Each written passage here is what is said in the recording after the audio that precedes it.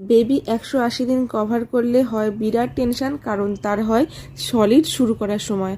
তো এই সময়ে সিরিজ 1 সিরিজ 2 করে আমি 7টা সিরিজ তোমাদের সঙ্গে শেয়ার করব, অর্থাৎ 7 দিন ও কি খাচ্ছে। এছাড়া যদি আরও ভালো লাগে তোমাদের তাহলে আরও শেয়ার করব।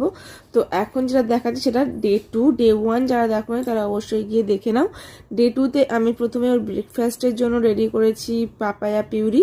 পাপায়া পিউরিটা একেবারে পাকা পেঁপে এবং তার সাথে খুব মিষ্টি ছিল পেঁপেটা, তো সেটাই আমি পুরোপুরি পেস্ট করে নিয়েছিলাম মিক্সারে। তার সাথে একটু শক্ত ছিল বলে, যেহেতু সবেমাত্র 6 মাস কমপ্লিট করেছে এখন, ওই জন্য পুরোপুরি যে ছাঁকনিতে আরও একবার করে ভালো ম্যাশ করে নিয়ে এরকম একটা কনসিস্টেন্সি তৈরি করে নিয়েছি। একদম দেখো বাচ্চা খেতেও কোনো সমস্যা হবে না, আর খুব ভালো টেস্টি, সাথে হেলদিও।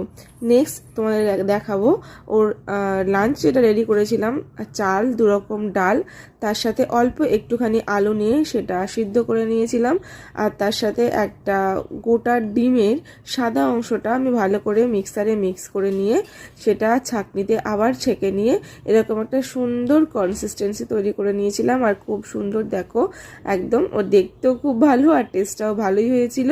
তো বাবুর বেশ ভালো লেগেছে। তো এটা ছিল আমাদের সেকেন্ড লাঞ্চ মেনু।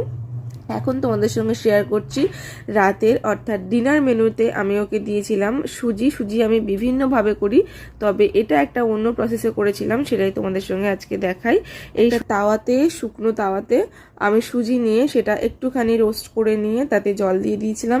এখানে না আছে কোনো ঘি, না আছে কোনো বাটার, কিছুই না। তো শুধুমাত্র এমনি দিয়ে, আর যে জলটা আমি ইউজ করেছিলাম সেটা ওর ফোটানো জল। আমি যে জল ওর খাবার ইউজ করি, মানে যে খাবারগুলো তৈরি হয় সেই সব জলগুলো কিন্তু ফুটিয়ে খাওয়ানো জলই ওকে ইউজ করা হয় ওর খাবার তৈরিতেও। তো এখানে সুজিতে আমি দিয়ে দিয়েছিলাম একটা খেজুরটা দেওয়ার আগে আমি খেজুরটার ভালো করে ওর খোসা ছাড়িয়ে নিয়েছিলাম, তার সাথে ওর যে বীজটা সেটাও ছাড়িয়ে নিয়েছিলাম। তারপরে ভালো করে পরিষ্কার জলে ধুয়ে নিয়ে আমি দিয়ে দিয়েছিলাম, কারণ ওটা একটু সিদ্ধ হলে তারপরে আমি ম্যাশ করতে পারবো। ওই সুজির মধ্যেই দিয়ে দিয়েছিলাম।